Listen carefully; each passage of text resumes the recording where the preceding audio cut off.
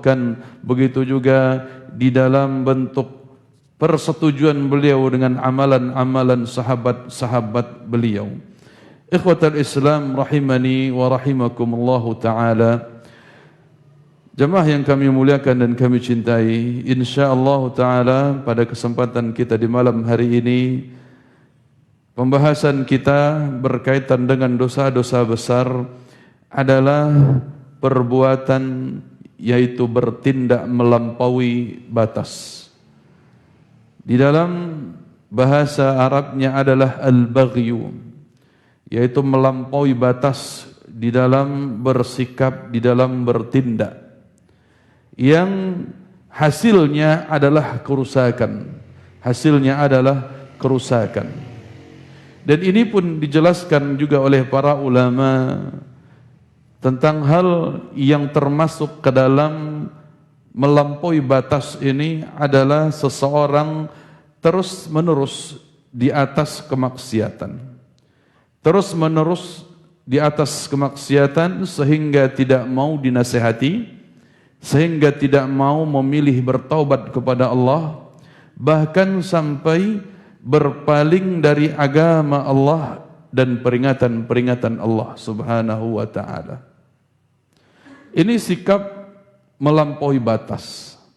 Ketika orang-orang telah memberikan nasihat kepadanya, telah memberitahukan akan sebuah maksiat yang dia lakukan dan telah diingatkan, justru banyak orang-orang yang menjadikan nasihat tersebut sebatas sindiran sehingga mesti dijauhi, tapi tidak mengambilnya sebagai pelajaran sehingga diamalkan dan diambil untuk kehidupan kita. Ini yang terjadi ikhwati fiddin rahimani wa rahimakumullahu ta'ala.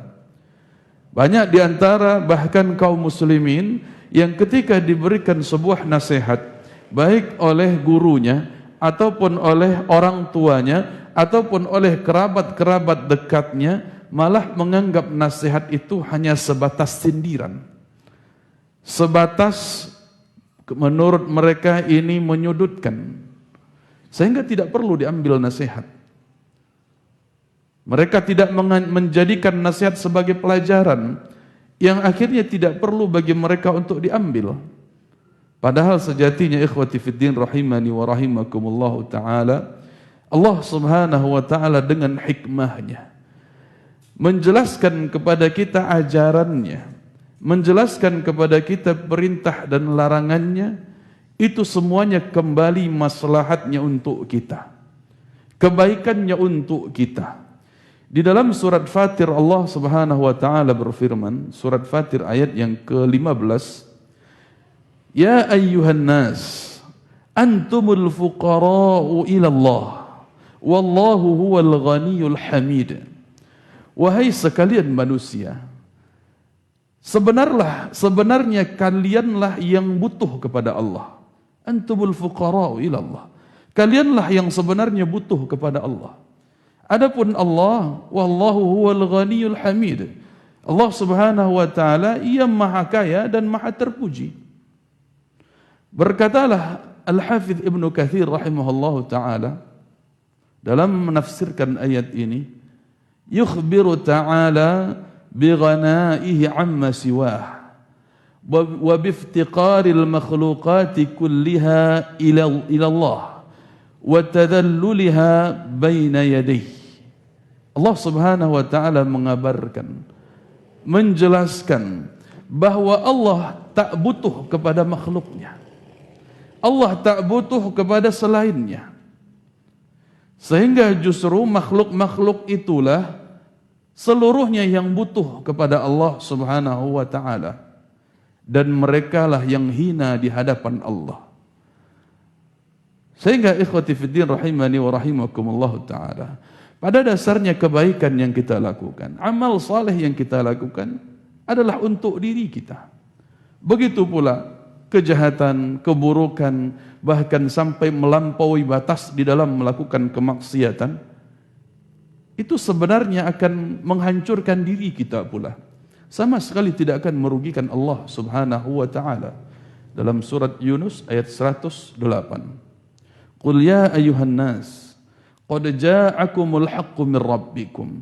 Faman ihtada fa innama yahtadi li nafsihi, wa man dhalla fa innama yadhillu 'alaiha, wa ma ana 'alaikum biwakil. Katakan, wahai sekalian manusia, wahai Muhammad, katakan kepada seluruh manusia, sungguh telah datang kebenaran dari Rabb kalian. Maka siapa yang mau mengambilnya sebagai hidayah, maka hidayah tersebut bermanfaat untuk dirinya juga. Dan siapa bahwa Rasul sallallahu alaihi wasallam bersabda bahwa Allah Subhanahu wa taala berfirman, "Ya ibadi, law anna awwalakum wa akhirakum wa insakum wa jinnakum kanu ala atqa qalbi rajulin wahidin minkum ma zada dhalika fi mulki syai'a." Wahai sekalian hamba-hambaku, kalaupun sekiranya orang-orang terdahulu dari kalian dan orang-orang yang belakangan hidupnya di antara kalian dan seluruh bangsa jin, bahkan seluruh bangsa manusia, apabila seluruhnya dalam keadaan paling bertakwa kepada Allah, seperti ketakwaan yang dimiliki oleh satu orang yang paling bertakwa, sejajar setara dalam ketakwaan, kalaupun keadaan mereka semuanya demikian, ketahuilah hal itu tidaklah menambah kekuasaanku sedikit pun, kata Allah. Tidak akan menambah kekuasaanku sedikit pun, kata Allah. Demikian juga sebaliknya. Ya ibadi, law anna awwalakum wa akhirakum wa insakum wa jinnakum kanu ala afjari qalbi rajulin minkum ma naqasa dhalika min mulki syai'ah. Kalaupun sekiranya orang-orang terdahulu, orang-orang yang hidup belakangan di antara kalian, seluruh bangsa manusia, seluruh bangsa jin, kalaupun mereka dalam keadaan durhaka kepadaku, seperti orang yang paling durhaka di antara kalian, maka sama sekali hal itu tidaklah mengurangi kekuasaanku sedikit pun, kata Allah. Sehingga jamaah yang kami cintai dan kami muliakan karena Allah Subhanahu wa taala, apa yang kita sombongkan di hadapan Allah dengan kedurhakaan dan pembangkangan yang kita lakukan, yang sedikit pun itu tidaklah merugikan Allah. Justru kerugian hanya kembali kepada kita yang melakukan. Kita yang durhaka, kita yang membangkang kepada Allah, bahkan kita yang mengabaikan perintah-perintah dan larangan-larangan Allah. Kita berpaling dari ajaran agama Allah, tidak mau diatur oleh Allah, sehingga tidak mau menempatkan diri sebagai hamba Allah, maka itulah kerusakan yang akan kita tanggung dengan sendirinya. Kita yang akan menanggungnya. Allah tidak akan dirugikan dengan itu. Demikian juga kemudian orang-orang yang telah menasihati kita pun tidak akan dirugikan dengan kemaksiatan yang terus-menerus kita lakukan. Mereka sebagai pemberi nasihat telah menjalankan tugasnya dalam rangka mencari ridha Allah Subhanahu wa taala dan menampakkan kasih sayangnya kepada orang-orang yang berbuat maksiat, sehingga dia ingatkan. Jamaah yang kami cintai dan kami muliakan karena Allah Subhanahu wa taala, Al-Imam Az-Zahabi rahimahullah taala dalam bab ini menjelaskan, beliau menukil firman Allah dalam surat Asy-Syura ayat yang ke-42. Allah Subhanahu wa taala berfirman, "Innamas sabilu 'alal ladzina yadhlimuna an-nas wa yabghuna fil ardi bighairil haqq, ulaika lahum 'adzabun alim." Sesungguhnya benar-benar tercatat dosa dan azab dari Allah untuk orang-orang yang menzalimi manusia, wa yabghuna fil ardi fasada, dan mereka yang telah melampaui batas dalam kehidupan dunia ini sehingga merusak atau melakukan pengerusakan di permukaan bumi. Ulaika lahum adzabun alim. Mereka itulah yang sebenarnya mendapatkan azab yang pedih.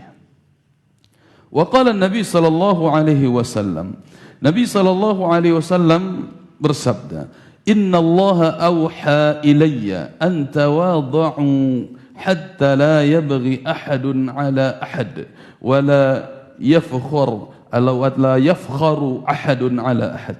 Di dalam hadis yang sahih dikeluarkan oleh Imam Muslim, Nabi SAW bersabda, sesungguhnya Allah Subhanahu wa taala telah mewahyukan kepadaku agar kalian bersikap tawadhu, tidak melampaui batas, sehingga seseorang tidak melampaui batas atas orang lain.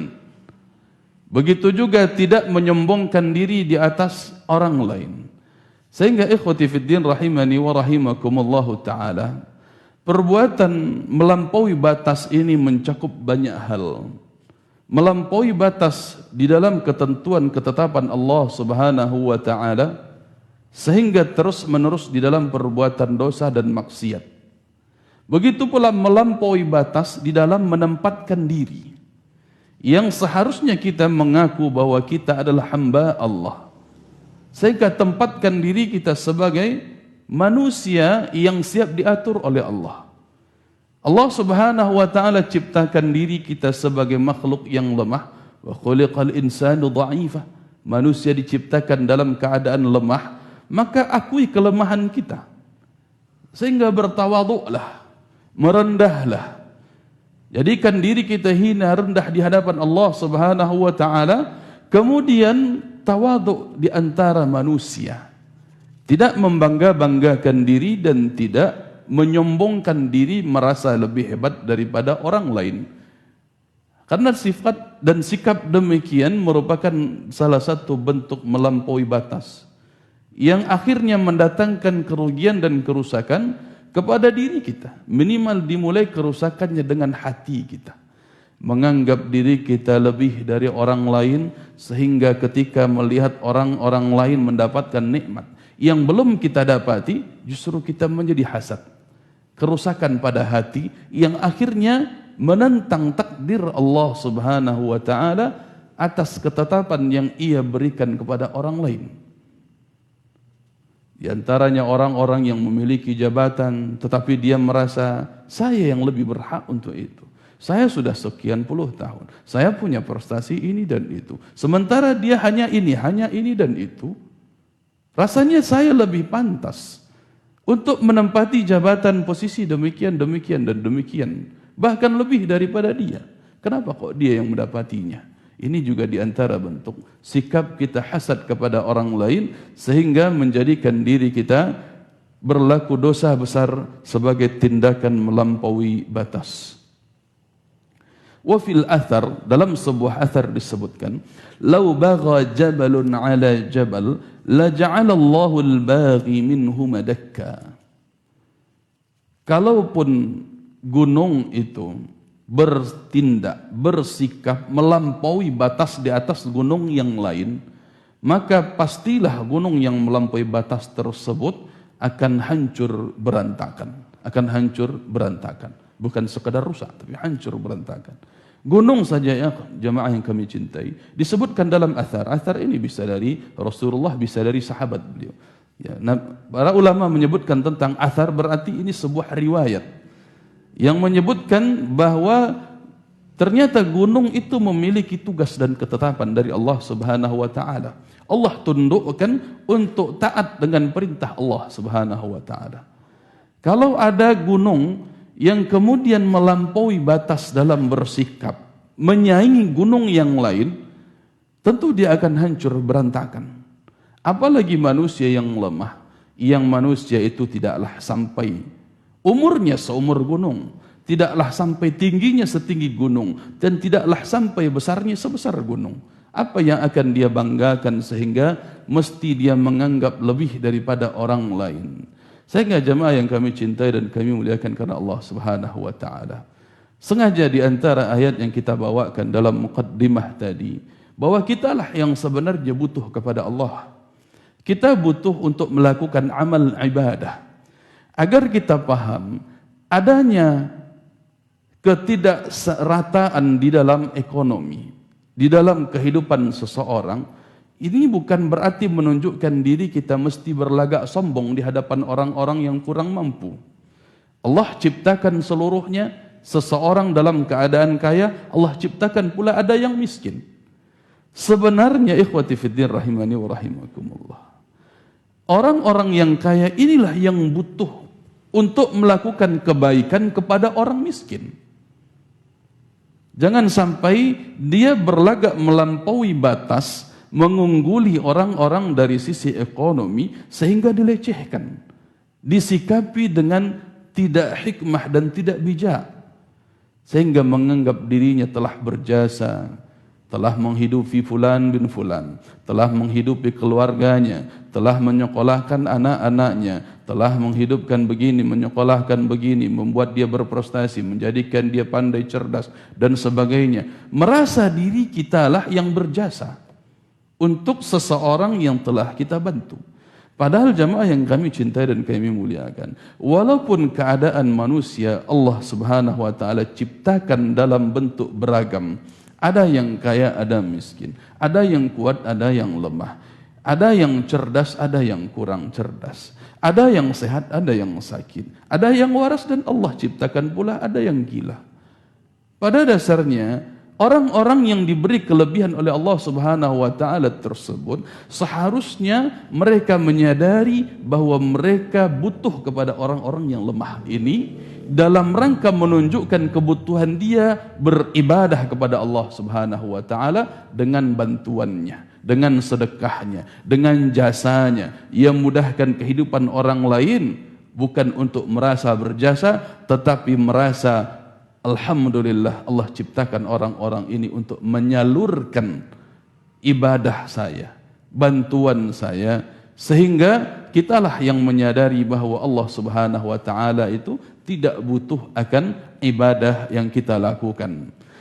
Wa qala sallallahu alaihi wasallam, ma min dhanbin ajdaru an yu'ajjila Allah li sahibihi al-'uqubata fid dunya ma'a ma yaddakhiruhu lahu fil akhirah min al-baghi wa qati'atir rahim. Nabi sallallahu alaihi wasallam bersabda, tidak ada yang lebih pantas daripada orang-orang yang Allah sebutkan sebagai orang-orang yang melampaui batas. Tidak ada yang lebih pantas dari mereka untuk disegerakan azabnya. Tidak ada yang lebih pantas untuk disegerakan azabnya di dunia bersamaan dengan ditabung dan disimpannya azab untuknya disempurnakan di akhirat nantinya. Melainkan orang ini, yaitu orang yang bersikap melampaui batas dan orang-orang yang memutuskan hubungan silaturahim. Ini dua orang yang Nabi sallallahu alaihi wasallam jelaskan, mereka akan disegerakan azabnya oleh Allah, sekaligus disempurnakan nanti di akhirat, menunjukkan dia punya azab di dunia dan di akhirat sekaligus. Sehingga ikhwati fiddin rahimani wa rahimakumullah ta'ala, perlu kita sadari, bagi Allah subhanahu wa ta'ala untuk mengazab seseorang di dunia ini sangat gampang sekali, sangat gampang. Allah yang ciptakan kita dari tidak ada sebelumnya, kemudian Allah ciptakan dengan kekuasaan dan kekuatan Allah subhanahu wa ta'ala. Sangat mudah bagi Allah, apalagi hanya sekedar menimpakan azab. Ini yang perlu kita sadari jemaah yang kami muliakan. Tiba-tiba seseorang terkena penyakit stroke yang semua orang mengatakan tidak menyangka, tiba-tiba begini dan begitu, tiba-tiba jantung, tiba-tiba penyakitnya ini dan itu. Bahkan dokter pun mengatakan ini tiba-tiba, ini terjadi tiba-tiba, dadakan, tanpa diprediksi sebelumnya. Sangat gampang dan mudah bagi Allah subhanahu wa ta'ala. Bahkan berbicara tentang bencana jemaah yang kami cintai, bagaimanapun pakar, ahli geologi, ya, ahli geofisika, meteorologi dan seterusnya, mereka ahli di bidangnya. Tapi setiap kali ada bencana mereka pun mengatakan tiba-tiba gunung meletus, tsunami, banjir, longsor dan sebagainya. Barulah kemudian mereka di antara sebagian mereka yang menyombongkan diri, menganalisa ini dan itu. Terjadinya adu lempeng ini dan itu. Bicaranya itu terus. Tanpa dia sadari bahwa yang menimpakan musibah itu adalah Allah subhanahu wa ta'ala. Ini baru berbicara tentang masalah alam yang tersebar di masyarakat kita. Fenomena-fenomena alam, terjadinya gunung meletus dan sebagainya. Barulah kemudian orang-orang menyatakan diri sebagai ahli, tidak mengakui kebesaran dan Keagungan Allah yang menimpakan cobaan dan ujian tersebut, bahkan azab bagi orang-orang yang ingkar kepada Allah Subhanahu wa taala. Sehingga dengan beraninya mereka mencari tukang ramal, ya, dari ratusan ribuan tukang ramal dicari satu yang ternyata ramalannya pas, dianggap ini hasil ramalan fulan bin fulan. Padahal ada ribuan tukang ramal yang salah, tak pernah meramalkan sebelumnya. Ini tidak mereka anggap, justru ini dianggap satu tukang ramal yang kebetulan betul ketika itu. Jamaah yang kami cintai dan kami muliakan karena Allah Subhanahu wa taala. Begitukah kita melampaui batas di hadapan Allah? Melampaui batas kekuasaan Allah Subhanahu wa taala sehingga kita abaikan apa-apa yang Allah berikan kepada kita sebagai peringatan. Bahkan setelah terjadi peringatan pun masih juga dilakukan acara-acara kesyirikan kepada Allah Subhanahu wa taala atas nama tolak bala dan sejenisnya. Apalagi yang akan ditunggu? Maukah menunggu azab yang lebih perih daripada itu? Tidakkah kita sadar? Tidakkah kita mengakui kelemahan diri kita yang dengan itu Allah mudah sekali menimpakan penyakit untuk kita? Tiba-tiba dalam satu hari Allah tahan saja buang air kecil, buang air besar, pusing kita, Pak. Buang air kecil tidak bisa-bisa. Ternyata gagal ginjal. Ya, ternyata gagal ginjal, harus operasi, harus cuci darah setelahnya. Kemudian tidak cocok ini dan itu, alergilah sebagainya. Padahal dengan sedikit Allah tahan buang air saja. Na'udzubillah. Allah tutup saja saluran. Bahkan peredaran darah sedikit Allah tutup, sumbat sedikit saja. Langsung buyar semuanya, jemaah yang kami muliakan. Belum meletus, baru disumbat sedikit. Hilang seluruh ingatan kita. Tak kenal siapa kawan, siapa lagi kawan, apalagi lawan. Bahkan istri di rumah pun tak kenal. Baru sedikit Allah tutup. Na'udzubillah. Apa yang kita sombongkan jamaah yang kami cintai dan kami muliakan. Jangan sampai kita menjadi orang-orang yang bahasa kitanya berkepala batu. Artinya tidak mau tahu dengan nasihat yang Allah sampaikan dalam Al-Quran, yang Nabi SAW sampaikan dalam hadis-hadis beliau, sehingga kita semakin langgeng, semakin nyaman dalam dosa-dosa kita. Bahkan semakin berpaling dari agama Allah Subhanahu wa taala. Wa man ya'sillaha wa rasulahu wa yata'adda hududahu yudkhilhu naran khalidan fiha wa lahu 'adzabun muhin. Di dalam surat An-Nisa ayat 14, Allah Subhanahu wa taala katakan, dan siapapun yang bermaksiat kepada Allah, bermaksiat kepada Rasulnya, dan melampaui batas-batasnya, melampaui batasan Allah, yudkhilhu nahara, Allah masukkan ia ke dalam neraka, khalidan fiha, ia kekal di dalamnya, walahu adzabun muhin, dan dia mendapatkan azab yang hina. Padahal jamaah yang kami cintai dan kami muliakan karena Allah Subhanahu wa taala, seharusnya ketika kita mendapati nasihat, kita bertobat segera. Karena taubat kita diterima oleh Allah Subhanahu wa taala kalau kita mau. Innamat taubatu 'ala Allah lilladzina ya'maluna as-su'a bijahalah thumma yatubuna min qarib. Sesungguhnya taubat itu di sisi Allah adalah untuk orang-orang yang melakukan sebuah kesalahan lalu dia taubat segera. Dia lakukan kesalahan, setelah itu langsung bertobat. Min qarib, segera. Faulaika yatubullahu alaihim, mereka itulah yang diterima taubatnya oleh Allah. Wa kana Allahu aliman hakima, dan Allah maha mengetahui dan maha bijaksana. Akan tetapi jemaah, ayat berikutnya Allah katakan, wa laysatit taubatu lil ladzina ya'maluna as-sayyi'at hatta idza hadara ahadahumul maut qala inni tubtu al-an walal ladzina yamutuna wa hum kuffar ulaika a'tadna lahum 'adzaban alima. Dalam surat An-Nisa ayat 17 sampai 18. Dan tidak ada taubat, kata Allah. Tidak ada taubat bagi orang-orang yang banyak melakukan dosa. Banyak melakukan dosa. Dosa ini bersambung dengan dosa yang lain, bersambung dengan dosa yang lain.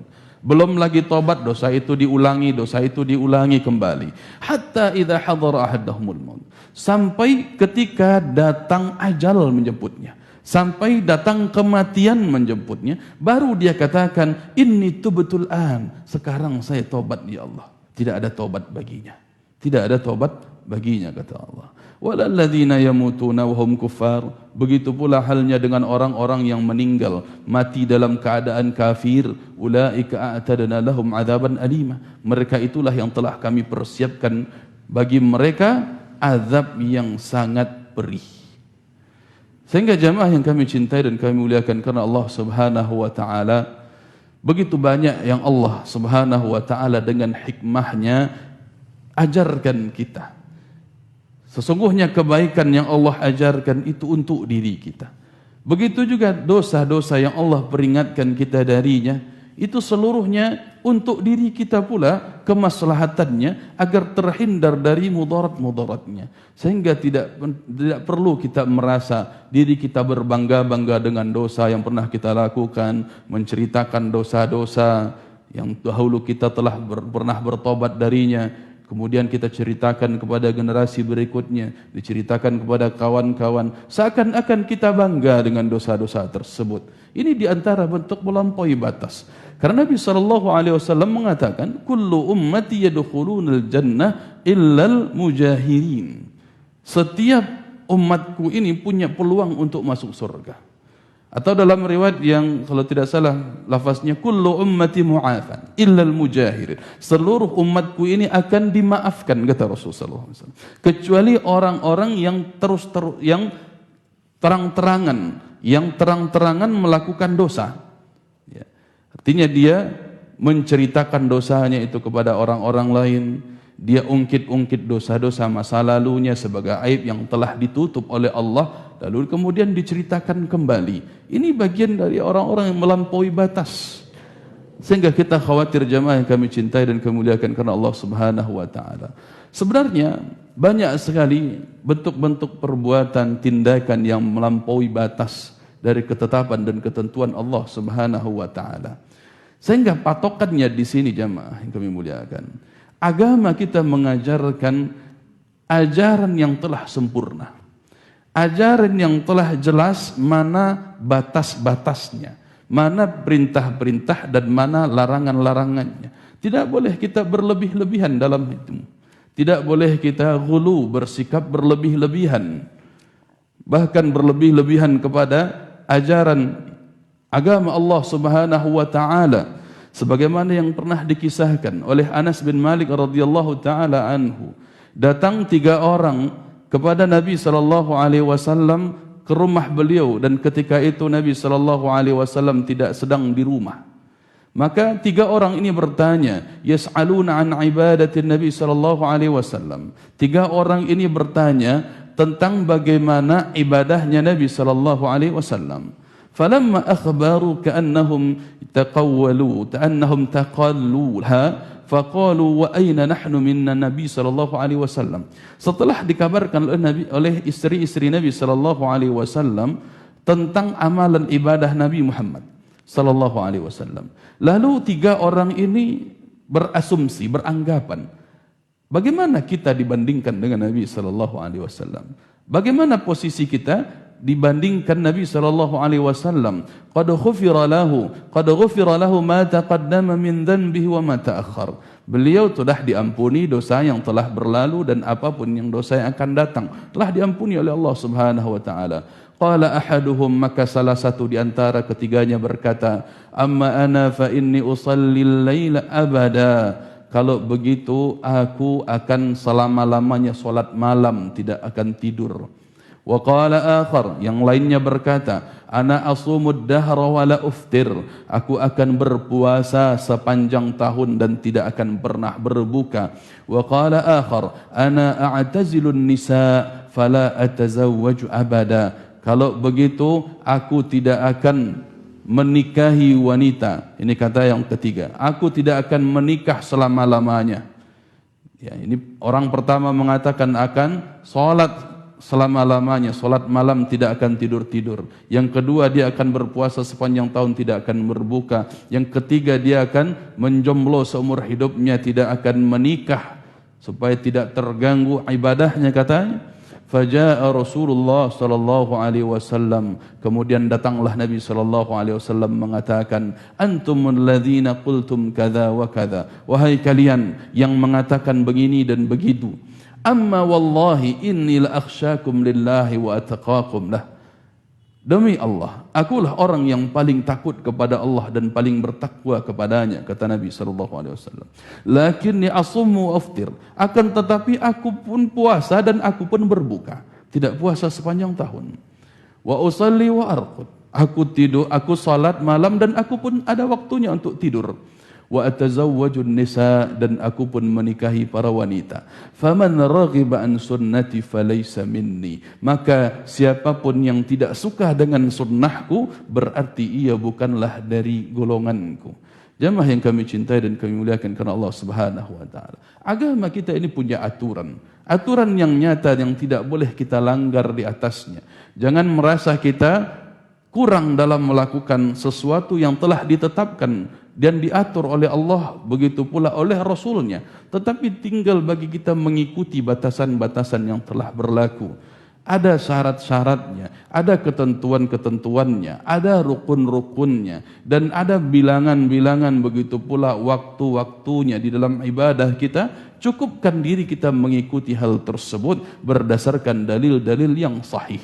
Tidak perlu kita berlebih-lebihan termasuk ke dalam menghadapi berakhlak kepada guru, sehingga guru-guru tersebut sampai kita kultuskan. Ibarat seorang yang maksum atau seorang yang perlu diagung-agungkan, sampai kemudian fotonya, kuburannya, peninggalan-peninggalannya pun dianggap sesuatu yang membawa berkah dan sebagainya. Dianggap kuburan-kuburannya keramat, sanggup menyampaikan hajat dan seterusnya. Ini diantara hal yang melampaui batas, hal yang berlebih-lebihan di dalam menyikapi para ulama. Padahal di dalam Islam jelas, para ulama itu mereka mewariskan ilmu, mewarisi ilmu dari Nabi sallallahu alaihi wasallam sebagai ahli warisnya ilmu dari Nabi sallallahu alaihi wasallam. Sehingga tugas kita, sikap kita kepada mereka adalah mengambil ilmu, bukan untuk kemudian mengagung-agungkan mereka melebihi batasnya. Demikian juga jemaah yang kami muliakan karena Allah Subhanahu wa taala. Sikap kita bahkan jangankan kepada guru, kepada Rasul sallallahu alaihi wasallam pun ada batasnya. Yaitu tempatkan beliau sebagai hamba dan utusan Allah. Ini dua batasnya. Hamba Allah dan utusan Allah. Hamba berarti batasannya dia tidak boleh disembah karena dia hamba Allah. Bukan Tuhan dia, tapi hamba Allah. Sehingga tidak boleh kita berlebihan menyanjungnya, berlebih-lebihan di dalam memujinya seperti kita memuji Allah. Tidak boleh. Maka posisikan diri beliau sebagai hamba Allah. Begitu pula batasan berikutnya, beliau sebagai utusan Allah.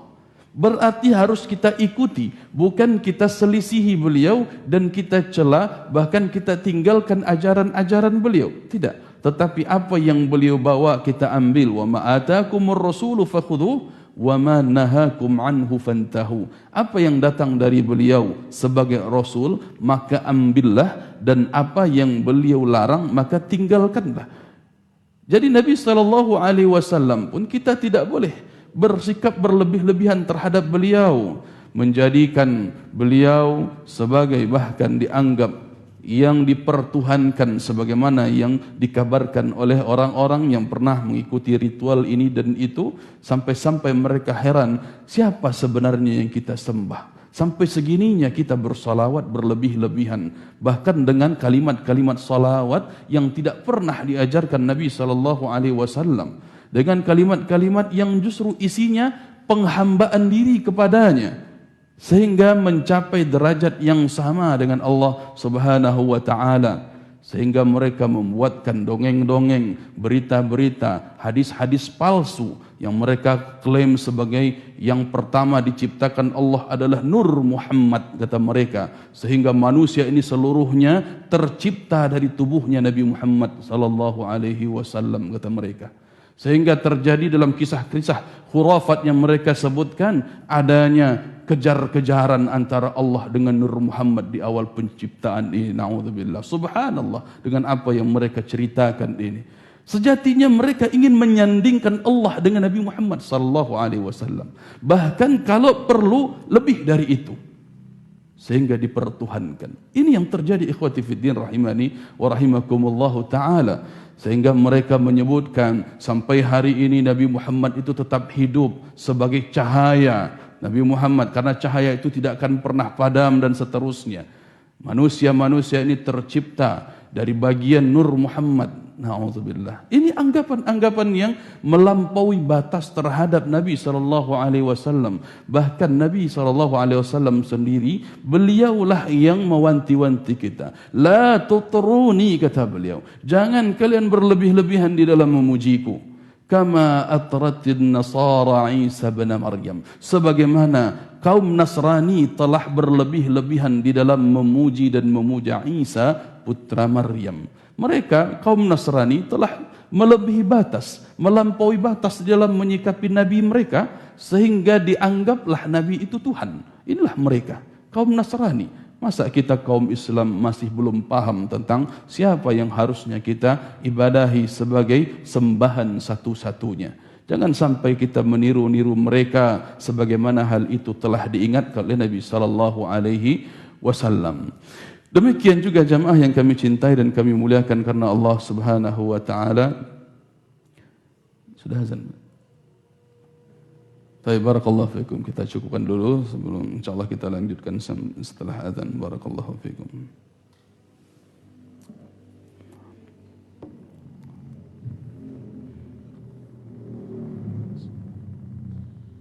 Allahu akbar.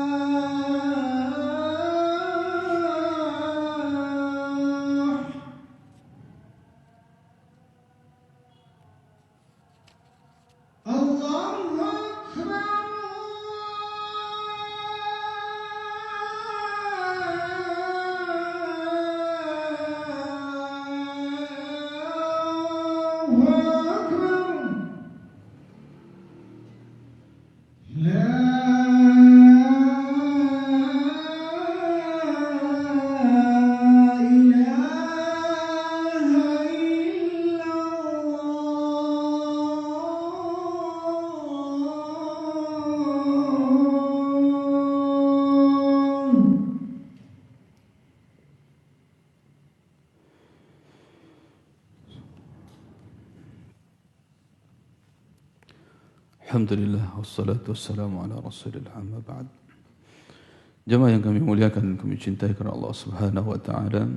Kita lanjutkan pembahasan dalam dosa bertindak melampaui batas.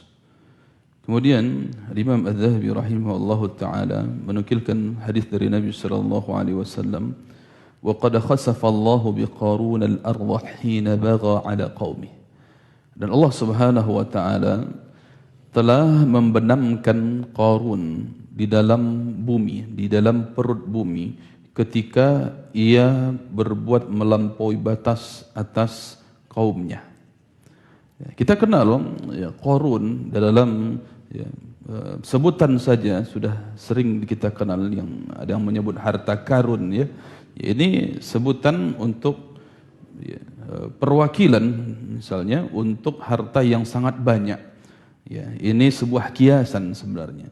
Walaupun semua yang kita dapati harta yang tersimpan itu semuanya bukan harta milik si Qarun sebenarnya. Dalam Islam ia dihukumi sebagai rikaz, sebagai barang yang tertimbun. Ya, tetapi sebutan ini sebuah istilah menunjukkan bahwa Qarun itu memiliki harta yang banyak sebagai ujian dari Allah Subhanahu wa taala. Dalam riwayatnya, Qarun ini tadinya hanyalah manusia yang miskin, hidup biasa-biasa saja sebagai bagian dari kaumnya Fir'aun. Ya, dan tentunya ini adalah kaum Nabi Musa yang sebenarnya, tetapi dia pengikut Fir'aun. Ya, di kaum Nabi Musa yang menjadi orang-orang didakwahkan oleh Nabi Musa alaihissalam. Akan tetapi Qarun ini suka, ya tadinya dia hanya seorang hamba yang saleh, dia seorang hamba yang saleh. Dia meminta kepada Allah Subhanahu wa taala sebuah kekayaan, setiap hari dia meminta kekayaan, berangsur-angsur Allah Subhanahu wa taala kabulkan permintaan dan doanya. Akan tetapi ikhwati fiddin rahimani wa rahimakumullah. Ya. Akhirnya setelah dia memiliki kekayaan, dia membanggakan diri di hadapan manusia. Bahkan dia berlaku sewenang-wenang kepada orang-orang yang lemah, kaum du'afa, orang-orang miskin, sehingga dia katakan innama utituhu ala ilmin indi. Harta yang aku miliki ini adalah dari ilmu kecerdasan yang saya miliki, katanya. Jadi dia punya proses untuk menjadi kaya, maka dia anggap proses itu adalah karena prestasinya dia, karena jerih payahnya dia, karena kehebatannya dia di dalam mencari nafkah dan sebagainya. Faqad akhbarallahu ta'ala anhu biqaulih, sehingga Allah Subhanahu wa taala telah mengabarkan tentang perbuatannya. Inna Qaruna kana min qaumi Musa fabagha alaihim. Qarun ini sesungguhnya bagian dari kaum Nabi Musa, akan tetapi Qarun ini berlaku sombong melampaui batas di atas kaum-kaum Nabi Musa yang lainnya. Sampai-sampai Allah Subhanahu wa taala katakan fa khasafna bihi wa bidarihi al-ard. Akhirnya kami timbun, kami benamkan dia beserta dengan rumahnya ke dalam perut bumi. Disebutkan oleh Al-Imam Ibnul Jauzi rahimahullahu ta'ala bahwa perbuatan Qarun yang melampaui batas ini terdiri dari 5 macam, 5 bentuk perbuatan yang riwayatnya disebutkan oleh berbagai dari kalangan para ulama. Yang pertama, annahu ja'ala lil baghiyati ja'alan ala an taqdhifa Musa alaihi salam binafsiha ففعلت فاستخلفها موسى على ما قالت فأخبرته بقصتها مع قارون وكان هذا بغيه قاله ابن عباس. Ini perkataan Ibnu Abbas bahwasanya Qarun itu telah menfitnah Nabi Musa, menuduh Nabi Musa ya dengan cara memberikan bayaran kepada seorang pelacur untuk mengaku-ngaku telah melakukan zina dengan Nabi Musa. Ya, jadi ini perbuatan melampaui batas yang dilakukan oleh Qarun yang pertama.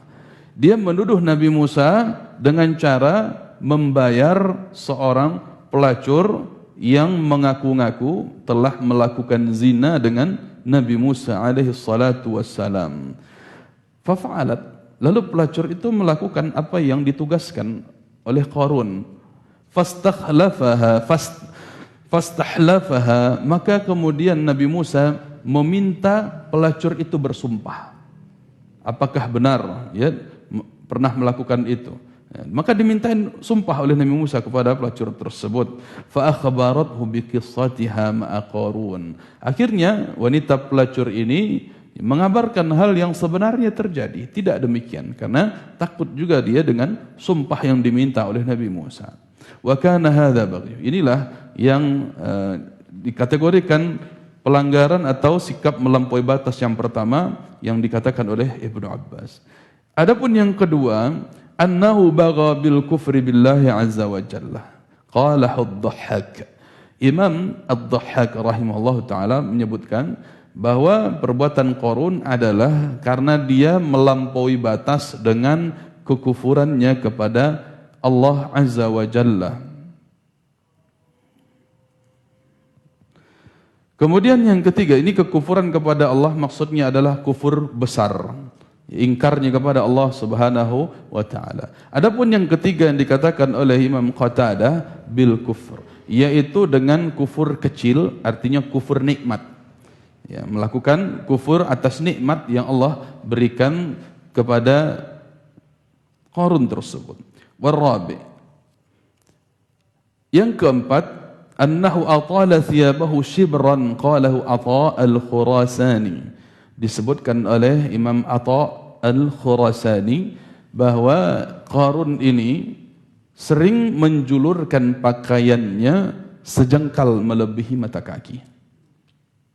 Sering menjulurkan pakaiannya sejengkal melebihi mata kaki. Dan tentu ini bagian dari isbal yang terlarang bagi kaum laki-laki, ya, bukan kaum wanita.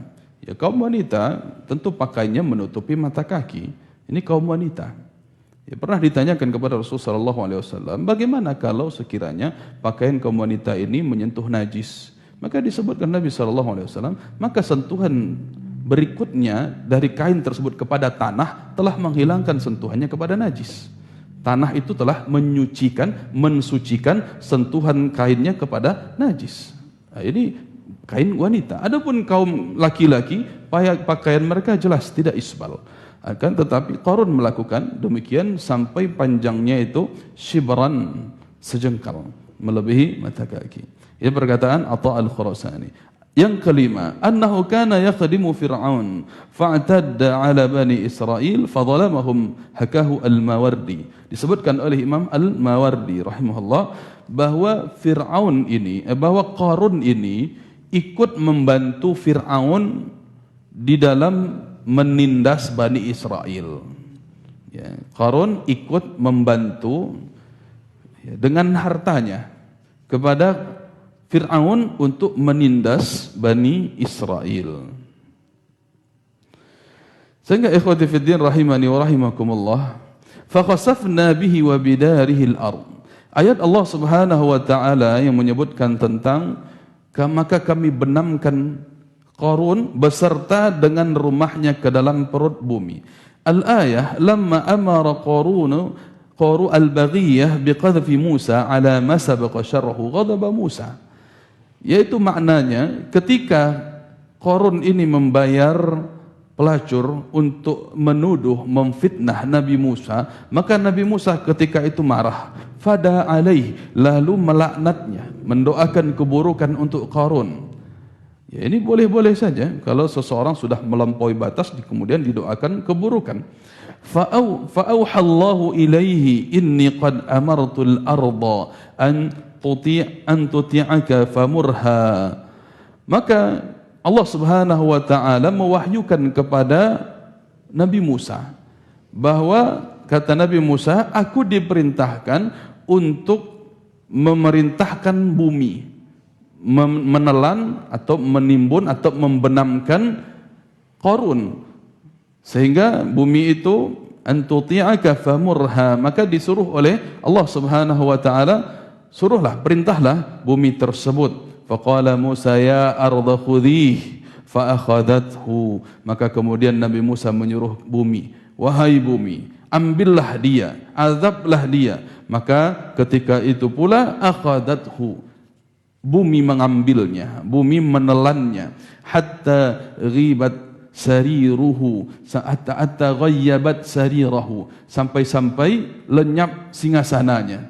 Ya, pertama dibenamkan dulu sampai lenyap singgasananya. Falamma ra'a Qarun dzalika, yang dibenamkan itu hanya singgasana saja. Lalu ketika Qarun menyaksikan hal demikian, nasyada Musa birrahim. Dia meminta, mengemis-ngemis kepada Musa, cukup wahai Musa, cukup. Dia mengemis-ngemis nih, minta dihentikan ucapan Nabi Musa yang menyuruh bumi untuk menelannya. Faqala ya ardh khudhihi fa akhadathu hatta ghayyabat qadamayhi. Nabi Musa kemudian tidak mengacuhkan lagi, tidak mempedulikan apa yang diminta oleh Qarun, sehingga Nabi Musa mengulangi ucapannya, wahai bumi telanlah dia, sampai-sampai menghilangkan dan melenyapkan kakinya. Famazala yaqul ya ardh khudhihi. Sampai dengan demikian Nabi Musa tetap melakukan apa yang dia lakukan sebelumnya, itu memerintahkan bumi untuk menelan Qarun, sampai-sampai ghayyabathu, sampai-sampai menelan siapa? Qarun ini secara keseluruhan dengan tubuhnya. Fa auhallahu ilaihi ya Musa wa izzati wa jalali law istaghatha bi la aghadtuhu. Kemudian Allah Subhanahu wa taala mewahyukan kepada Nabi Musa, wahai Musa, demi kemuliaanku, demi kebesaranku, seandainya, sekiranya Qarun ini, ya, dengan keadaan dia tertekan tadi, mau meminta tolong kepadaku, akan aku tolong, kata Allah. Masya Allah. Tapi dia tidak mau. Dia tidak mau meminta bantuan kepada Allah Subhanahu wa taala karena sudah melampaui batas dia di dalam pengingkarannya kepada Allah atas nikmat yang Allah berikan untuknya. Tertutup sudah hatinya, terkunci sudah apa yang dia pikirkan tentang yang dia lakukan tersebut, sehingga tidak terpikirkan lagi untuk meminta ampunan, meminta bantuan kepada Allah Subhanahu wa taala. Sehingga dia fokus untuk menahan, mencegah Nabi Musa saja, akan tetapi tidak kembali kepada Allah dalam taubatnya. Qala Ibnu Abbas, maka dikatakan oleh Ibnu Abbas, fa khasafat bihil ardu ilal ardi sufla. Qarun ini kemudian dibenamkan oleh Allah Subhanahu wa taala sampai ke dalam perut bumi yang paling dalam. Qala Samurah bin Jundub, begitu juga dikatakan oleh Samurah bin Jundub, innahu kulla yawmin yukhsafu bihi qamatan. Setiap hari, bahkan setiap hari dia itu ditelan bumi sejarak tubuhnya dia. Ya, berapa panjang tubuhnya semakin dibenamkan, sepanjang itu setiap hari. Dikuburkan setinggi badannya setiap hari. Qala Muqatil, falamma halaka Qarun, qala banu Israel innama ahlakahu Musa liyakhudha malahu wa darahu, fakhasafa Allahu bidarihi wa malihi ba'da 3 ayyam. Disebutkan pula oleh ulama yang lain yang bernama Imam Muqatil, ketika Qarun ini telah dilenyapkan oleh Allah Subhanahu wa taala di dalam perut bumi, lalu berkatalah Bani Israel ketika itu, ya, mereka Bani Israel mengingkari Nabi Musa, durhaka kepada Nabi Musa, mengatakan Nabi Musa ini, kata mereka, meminta Qarun dibenamkan agar disisakan rumah Qarun untuknya. Nah, inilah dugaan-dugaan kaum Bani Israel, menduga Nabi Musa menyuruh bumi untuk menelan Fir'aun agar disisakan rumah untuk Nabi Musa, ya, rumah yang tadinya ditempati oleh Qarun. Maka demikian, fa khasafallahu bidarihi, akhirnya Allah lenyapkan pula rumah Qarun itu sekaligus dengan harta-hartanya. Bidarihi wa bimalih ba'da 3 ayyam, hal itu terjadi setelah dibenamkannya Qarun selama 3 hari. Ikhwati fiddin rahimani wa rahimakumullahu ta'ala, ini menunjukkan bentuk, ya, tindakan melampaui batas sebagai contoh yang dikisahkan oleh Allah Subhanahu wa taala di dalam Al-Qur'an, sehingga kita seharusnya mengambil ibrah, mengambil pelajaran dari sikap yang telah dicela oleh Allah Subhanahu wa taala, sikap melebihi batas, melebihi apa yang Allah Subhanahu wa taala telah tentukan. Jemaah yang kami cintai dan kami muliakan karena Allah Subhanahu wa taala, Begitu juga di antara bentuk-bentuk lain dari sikap melampaui batas ini adalah melampaui batas di dalam memberikan nasihat. Sehingga kita melakukan hal-hal yang tidak dibenarkan oleh syariat. Bahkan seseorang kesal ketika orang yang dinasihatinya itu tak kunjung berubah. Akhirnya muncul rasa emosi seorang ayah ataupun ibu kepada anaknya. Yang anak tersebut memang dalam rangka proses belajar, dia butuh dinasihati. Maka tempatkan nasihat pada tempatnya, ukur dengan kadarnya. Berapa usia anak, nasihati dengan usianya dia. Jangan berlebihan, jangan melampaui batas yang sampai kita kemudian menamparnya setiap melakukan kesalahan, melakukan tindakan-tindakan kekerasan yang lain dan sebagainya, bahkan kepada keluarga, yaitu maksudnya istri, ya, ataupun kepada ayah kita, kepada ibu, dengan kalimat-kalimat yang tidak pantas, walaupun dia dalam bentuk melakukan kesalahan, maka tidak wajar kita ucapkan kalimat-kalimat yang tidak pantas kepada mereka. Begitu juga kepada kerabat, bahkan kepada orang lain. Ya, ini ditempatkan pada tempatnya nasihat-nasihat demikian. Ya. Perlu kita sadari jamaah yang kami cintai, tugas kita hanyalah memberikan nasihat, menyampaikan saja. Bukan tugas kita untuk merubah orang lain. Ini seringkali kita sampaikan. Berarti dalam hal ini, jangan sampai kita melampaui batas, mengira dan menganggap perubahan orang itu adalah karena saya. Tidak. Ini hikmahnya jemaah. Ketika kita menyadari bahwa hidayah itu milik Allah. Hidayah itu di tangan Allah Subhanahu wa ta'ala. Menunjukkan agar kita tidak berbangga diri, tidak sombong saat orang lain mau mendengar nasihat kita. Sehingga mengatakan, fulan itu rajin ngaji itu gara-gara saya, gara-gara lihat video saya, gara-gara dahulu saya ajak kajian, itu gara-gara saya yang bawa, saya yang ini dan itu sebagainya. Akhirnya kita bangga, membanggakan diri, menganggap perubahan itu kita yang melakukannya. Ya, ini orang yang tidak menyadari bahwa hidayah itu di tangan Allah. Begitu juga sebaliknya jamaah yang kami muliakan. Ketika seseorang menyadari hidayah itu milik Allah satu-satunya, milik Allah, ya, milik Allah satu-satunya, menunjukkan bahwa kita tidak menjadi putus asa ketika orang lain tidak mau mendengar nasihat kita. Ya, sehingga sudah kita sampaikan, dia tidak berubah, ya sudah sampaikan lagi. Dia tidak berubah lagi, sampaikan lagi. Sehingga kita tidak berputus asa, patah semangat. Ya, maka tugas kita hanya menyampaikan sebagaimana para nabi dan rasul menyampaikan demikian. Bahkan Nabi Nuh sendiri sudah kita sampaikan juga. Dakwah beliau selama berapa? 950 tahun untuk menumpas kesyirikan. Beliau tak pernah bosan walaupun sedikit orang yang mau mengikuti nasihat beliau alaihi salatu wassalam. Begitu juga jamaah yang kami cintai dan kami muliakan karena Allah Subhanahu wa taala. Jangan sampai pula kita melampaui batas di dalam berinteraksi dengan manusia. Ada porsinya. Saling mengunjungi itu ada porsinya. Tidak setiap hari kita kunjungan, datang lagi tempat orang, datang lagi tempat seorang, tidak. Tapi zurghibban tasdad hubban. Jarang kita bertemu justru menambah apa? Kecintaan. Ya, kita berjumpa sekali sebulan, sekali setahun, justru bertambah kerinduan kita kepada orang yang sudah lama tak kita kunjungi. Tapi kalau setiap hari kita kunjungan tempat orang, setiap hari begini, malah ya, ini melebihi porsi. Banyak yang akhirnya seseorang itu bermasalah, cekcok dengan kawannya, dengan tetangganya karena kunjungan terus. Akhirnya yang tadinya kawan sangat dekat tiba-tiba menjadi musuh yang kemudian sangat bebuyutan. Ya, musuh bebuyutan yang tadinya akrab luar biasa. Ini ada batasan di dalam kita berinteraksi dengan manusia, ya, dengan hewan bahkan dengan tumbuhan, ada batasan-batasannya. Perlakuan kita kepada mereka sebagai makhluk Allah. Man lam yarham la yurham. Siapa yang tidak pandai berkasih sayang, maka tidak akan dikasihi sayangi oleh Allah Subhanahu wa taala. Ya, dalam keadaan senang ataupun dalam keadaan susah, ada saat-saatnya kita ya, mengerti dengan keadaan kita sehingga tidak melampaui batas.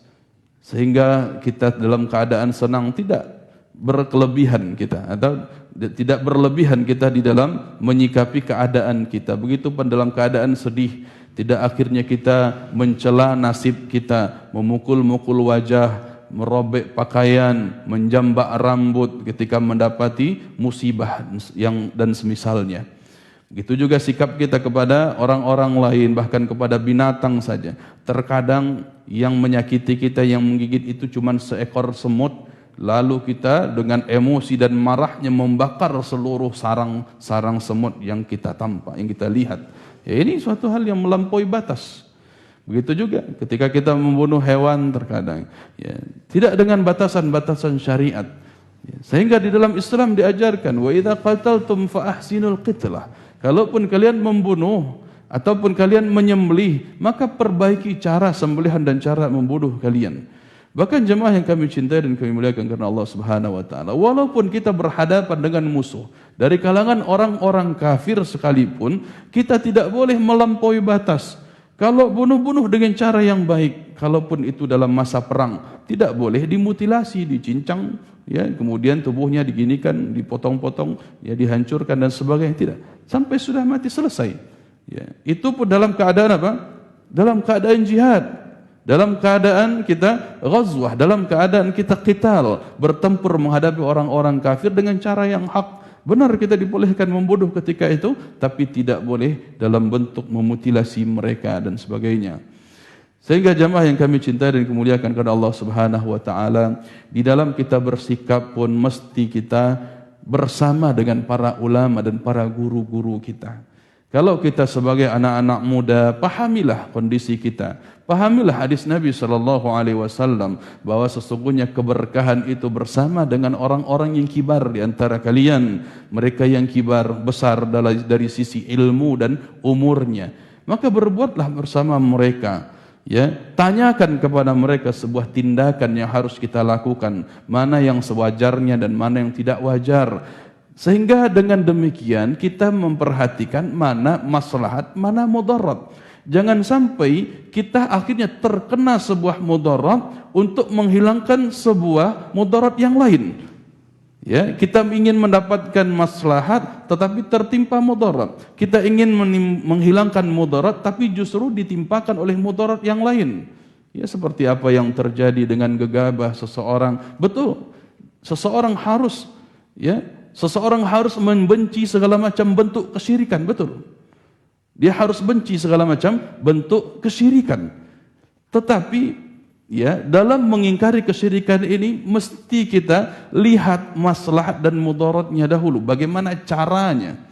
Jangan sampai seperti apa yang viral belakangan ini jemaah kami cintai, yang berlebihan, kemudian sampai memviralkan, memvideokan aksinya. Kalaupun sekiranya dia membuang sesajen itu begitu saja, dia tendang tanpa dia videokan, tanpa dia posting, selesai urusan, tidak ada masalah. Buang kalau dia tahu di situ tidak ada mudaratnya lagi. Ya, tidak sampai dimusuhi oleh bahkan satu negara nanti, ya, atau orang-orang yang benci dengan perbuatan demikian. Ya. Betul, dia harus mengingkari keburukan itu, mengingkari kesyirikan itu. Tapi lihat bagaimana caranya. Ya. Bahkan Nabi Musa saja sampai keluar dulu, walaupun beliau dengan sendirinya untuk menghancurkan berhala, beliau pun dengan konsekuensi yang siap, sampai beliau ya kabur dulu dari tempat itu. Ya, ini diantara upaya beliau supaya tidak ketahuan. Ini malah mengupload di video, mengupload di media sosial, bahkan melebihi tindakan yang sewajarnya. Bahkan ya, tentunya Nabi Musa itu seorang Nabi Ibrahim, ya kan? Ya, seorang nabi dan rasul yang diutus oleh Allah. Nabi Ibrahim diutus oleh Allah. Ya, jangan sampai kita posisikan diri kita sebagaimana beliau. Sampai Allah dengan utusan ini Allah pun berikan mukjizat sekaligus sehingga beliau tidak hangus dibakar oleh api dalam menyiksa beliau ketika itu. Ya, ini tidak bisa disamakan. Ya, bahkan ini telah melampaui batas yang dilakukan oleh Nabi Ibrahim alaihi salatu wassalam. Jemaah yang kami cintai dan kemuliakan karena Allah Subhanahu wa taala, ada aturan-aturannya. Nahi mungkar sekalipun ada aturan-aturannya. Jangan sampai kita gegabah Jangan sampai kita hanya main hakim sendiri. Apa yang kita tampak harus dimusnahkan ketika itu. Bawa pentungan kemana-mana, mengingkari maksiat yang ada. Ada tahapan-tahapan jemaah yang kami cintai. Ada ya, kita dalam berdakwah itu bukan dalam rangka memaksa seseorang, tidak. Tidak pernah diajarkan oleh guru-guru kita memaksa seseorang menerima dakwah kita, tidak. Tapi tetap kita sampaikan. Ini syirik, ini bid'ah, sampaikan dengan tegas, lantang kita sampaikan. Ya, tetapi tidak memaksa mereka, tidak bahkan dengan pukulan, tidak dengan kekerasan fisik, tidak sampai seseorang itu dijajah dengan sebab perbuatan yang mereka lakukan, tidak. Tapi ada koridor-koridor Islam di dalamnya, dengan hikmah, dengan mau'izah hasanah, dengan adab-adab yang diajarkan oleh Nabi sallallahu alaihi wasallam dalam hal-hal yang telah ditentukan oleh syariat. Demikian jemaah yang kami cintai dan kemuliakan karena Allah Subhanahu wa taala. Kemudian kita lihat pertanyaan yang masuk. Masya Allah, banyak ini. Jangan sampai pertanyaan juga ikut berlebihan ya. Masya Allah.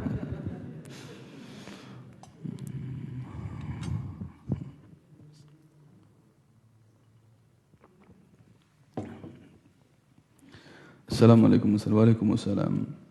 Apakah berlebihan dalam menghormati ulama merupakan salah satu cabang hizbiyah? Apakah dilarang atau berlebihan ketika kita memperjuangkan kehormatan seorang guru? Apakah benar ajakan seorang ketika hal itu terjadi, mereka mengatakan, sudahlah menuntut ilmu saja, jauhi fitnah. Barakallahu fikum. Jemaah yang kami cintai dan memuliakan karena Allah Subhanahu wa taala. Tentu ya, ini pun ada batasan-batasan syariat di dalamnya. Betul, tugas kita mengambil ilmu, mengamalkannya dan mengajarkannya. Betul, itu yang mesti kita banyakkan porsinya. Adapun dalam menyikapi para ulama, tentu kita harus pahami tidak ada ulama itu yang maksum, yang terlepas dari kesalahan dan dosa. Maka tidak boleh kita ya, berta'assub, fanatik. Contohnya, kalau sudah Ustadz Fulan yang mengatakan pasti benar, tak mungkin dia salah. Dia sudah hafal Al-Quran, dia sudah hafal ribuan hadis, dia tamat perguruan tinggi ini dan itu, dia telah S3, S2 dan seterusnya, dia telah begini, tak mungkin dia salah. Ini sifat namanya ta'assub. Ya, sikap seperti ini termasuk bagian dari ghulu, berlebih-lebihan di dalam menyikapi para ulama. Maka di dalam menyikapi mereka kita harus insaf, berada di pertengahan. Ya, mereka tentunya tidak maksum. Sehingga bagaimana cara kita dalam menyikapi mereka? Ketika kita belajar kepada seorang guru, kita pun belajar kepada guru yang lain yang kita kenal akidah dan manhajnya lurus. Belajar satu guru dengan belajar kepada guru-guru yang lain yang banyak. Nah, begitulah metode para ulama supaya kita tahu jemaah ada perbandingan di sini. Oh, kata Ustadz ini kemarin ini tidak boleh, kata Ustadz ini boleh. Kemudian kita berpikir kritis di situ melihat mana yang lebih benar di sini. Kalau ternyata perkataan Ustadz ini salah, kita tegur, kita ingatkan, Ustadz, Anda mau klarifikasi. Ya. Anda mendengar salah seorang ustaz, ya tidak perlu kita sebutkan namanya, jangan sampai justru mengadu domba. Tidak. Anda mendengar salah seorang ustaz mengatakan begini, apakah betul beliau membawakan hadis ini? Nah, tentunya ya bagi ustaz yang insaf ini pula, yang adil dalam bersikap, dia akan melihat, oh kalau begitu anak akan cek lagi riwayatnya, akan cek lagi kebenarannya, ya jazakallahu khairan atas nasihat yang disampaikan, sudah diingatkan begini, ya begitu cara kita. Ya, jangan sampai kita ketika sudah menjadi pengikut seorang ustadz, lalu menjadi musuh bagi ustadz yang lain. Ini dia masalah hizbiyah yang terjadi. Ikut kepada ustadz fulan, kita kotakkan diri, saya ustadz fulaniyah, ya, sandarkan kepada namanya, pengikut nama beliau. Lalu dengan demikian kita memusuhi yang lain. Ya, padahal tentunya bagian dari mereka ini memiliki sisi kesalahan dan sisi kekurangan masing-masing. Ya. Sehingga jangan sampai kita mengkotak-kotakkan diri. Kalau sudah masuk bagian Ustadz Fulan, maka harus benci bagian Ustadz Fulan. Kita ini jamaah yang kami muliakan, bukan supporter sepak bola. Ya, kalau supporter sepak bola, kalau saya adalah bagian klub ini nggak mungkin dukung yang lain kan? Ya, ini bukan sepak bola, bukan tim bola, kita bukan lagi Liga Champion. Ketika kita penggemar klub ini lalu ya tanding sama klub yang lain, nggak mungkin dua-duanya kita dukung, gitu kan? Nah, mesti memposisikan diri. Ya ini biasa ulah ya perlakuan yang dilakukan oleh fans ya dalam sepak bola, walaupun itu terlarang sebenarnya. Ya. Apalagi dalam dakwah. Dalam dakwah tidak demikian. Kalau kita berlaku dan bersikap demikian, ini bagian dari bentuk hizbiyah. Ya. Adapun di dalam kita memperjuangkan kehormatan para ulama, betul. Ya, kita sampaikan kenyataan. Ya, misalnya seorang ustadz kita difitnah, melakukan ini dan itu, dikatakan begini dan begitu, manhajnya begini dan begitu. Padahal beliau tidak demikian. Ya, kalau kita mampu untuk mengingkarinya langsung kepada orang yang memfitnah, lakukan itu. Itu yang bagus. Kita datangi langsung, ingin bertabayun. Apakah betul Ustaz Fulan telah begini? Kenapa dengan kalimat antum? Bahkan tulisan antum mengatakan Ustaz begini dan begitu. Tanyakan kepada beliau. Ya, tanyakan. Ya. Kemudian ya minta beliau untuk klarifikasi kalau memang itu sebuah kesalahan. Ya, sehingga jemaah yang kami muliakan, jangan kita biarkan justru guru-guru kita ya berada di dalam hal-hal yang di luar batas ya syariat Allah Subhanahu wa taala. Ya kita bagian dari orang-orang yang mesti memperjuangkan hak sesama muslim, betul. Kebenaran tetap harus kita tegakkan dan tentu saja adil dan insaf dalam bersikap ini penting sekali, walaupun memang tujuan kita ketika belajar itu adalah kita fokus di dalam mengambil ilmu mereka. Wallahu a'lam. Dalam menuntut ilmu agama, kadang kita merasa lebih baik daripada orang yang tidak belajar agama sama sekali. Takut adanya kesombongan dalam diri ini. Bagaimanakah kiatnya oleh para ustadz yang lebih berilmu untuk tidak terjatuh dalam kesalahan ini? Jamaah yang kami muliakan, kiatnya insyaallah dalam kita melihat diri kita telah belajar agama. Orang belum belajar agama, jangan bandingkan diri kita dengan orang lain. Tapi bandingkan diri kita dengan diri kita sebelumnya. Bandingkan diri kita dengan diri kita sebelumnya. Itu yang perlu kita sadari. Alhamdulillah saya sudah tahu sekarang. Dulu di masa jahiliyah saya begini-begini. Na'udzubillah. Ya, astagfirullah, aku berlindung kepada Allah. Ya, begitu terus kita. Setiap dapat ilmu, alhamdulillah saya sudah tahu ini. Alhamdulillah saya dapat nasihat ini. Alhamdulillah saya sudah taubat. Alhamdulillah saya sudah berhenti dari dosa ini dan itu.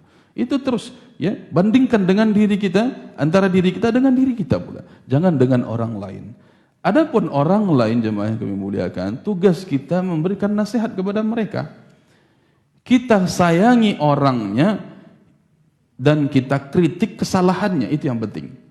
Ya, bukan merendahkan orangnya yang melakukan kesalahan.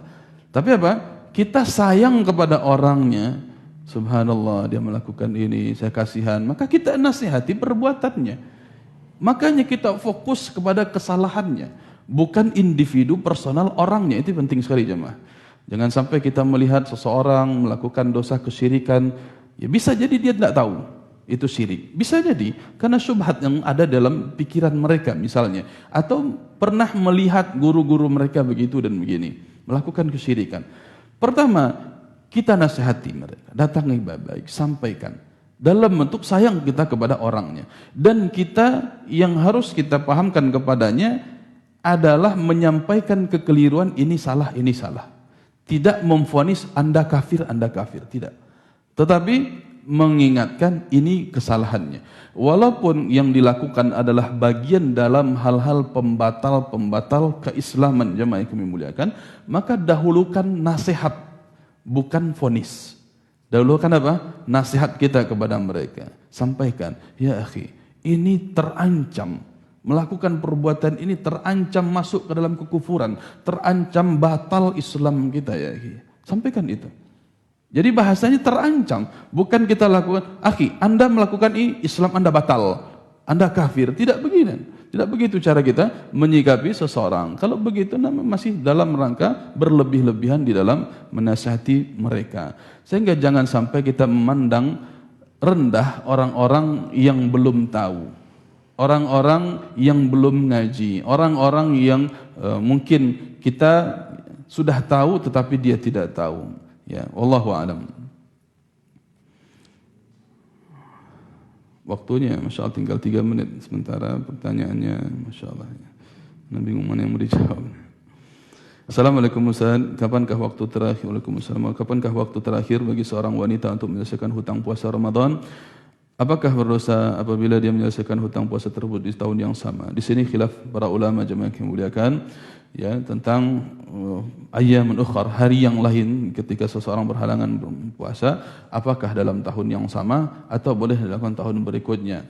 Dalam hal ini para ulama berbeda pendapat. Ada yang mengatakan ya wajib di tahun yang sama, ya. Ada pula yang mengatakan hari yang lain ini secara umum ya boleh di tahun yang lain. Intinya jamaah yang kami cintai dan kemuliakan karena Allah Subhanahu wa taala, jangan menunda-nunda, itu yang penting.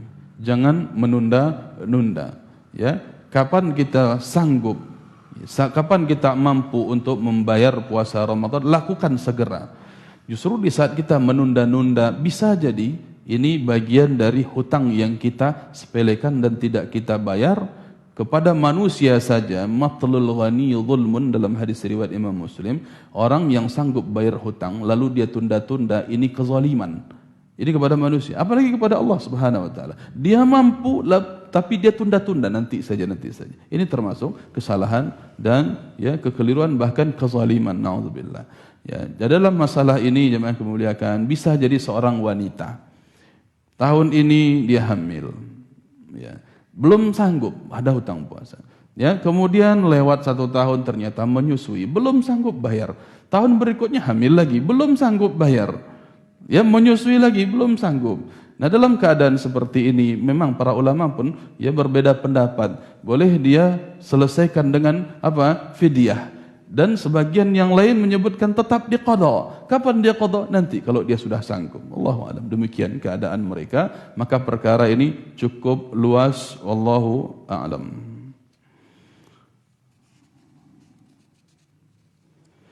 Bagaimanakah kriteria seorang pria yang dikatakan diridai Allah, agama dan akhlaknya sehingga lamarannya tidak boleh ditolak? Bolehkah menikah beda manhaj? Barakallahu fikum.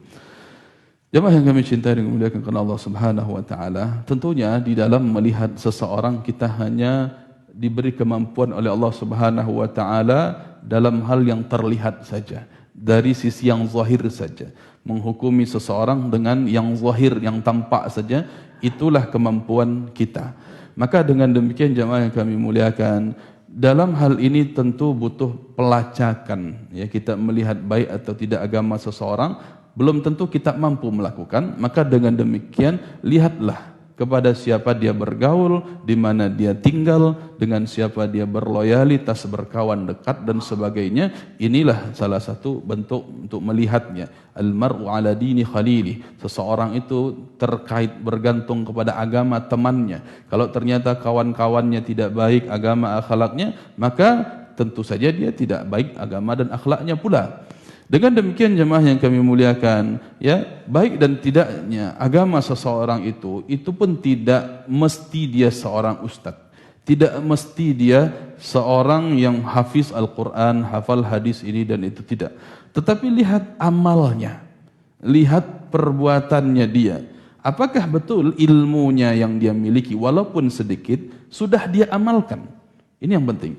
Sehingga menumbuhkan rasa takut dia kepada Allah Subhanahu wa taala. Ada orang Masya Allah, ya, dia bukan seorang ustaz, bukan hafiz Al-Quran, tapi selalu jujur dia dalam berbuat. Muamalahnya Masya Allah, tidak pernah berkhianat dalam amanah yang diberikan, dalam hutang yang pernah dia pinjam, tidak pernah berkhianat sedikit pun. Walaupun dia bukan seorang ustaz, maka insya Allah itu baik agamanya.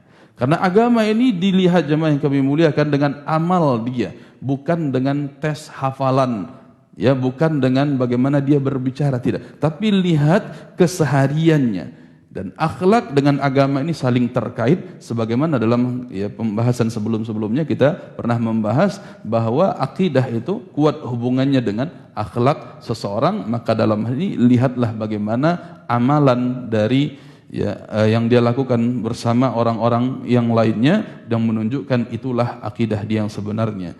Adapun menikah beda manhaj tentu ini tidak dibenarkan. Bagaimana mungkin ada orang yang mengingkari cara beragamanya Nabi, para sahabat, tabi'in dan tabi'ut tabi'in, kemudian diterima dia. Tidak mungkin ini diterima. Ya.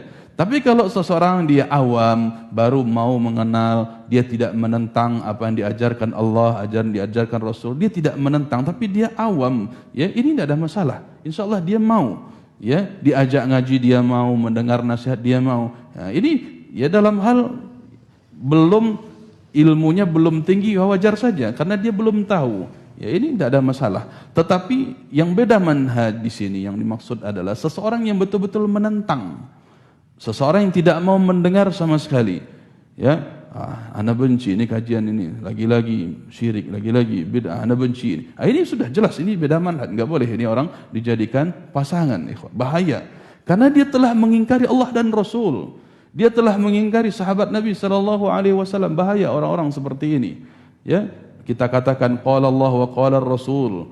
Ya, kita katakan begini pemahaman sahabat, dia bilang, ini Wahabi ini. Ya, ini orang-orang yang suka mengkafir-kafirkan ini. Padahal tidak pernah ya menuduh seseorang langsung dengan mengkafirkan. Hanya sebatas tuduhan-tuduhan saja. Ya, ini orang-orang seperti ini jemaah yang kami muliakan, ini orang-orang berbahaya. Ya.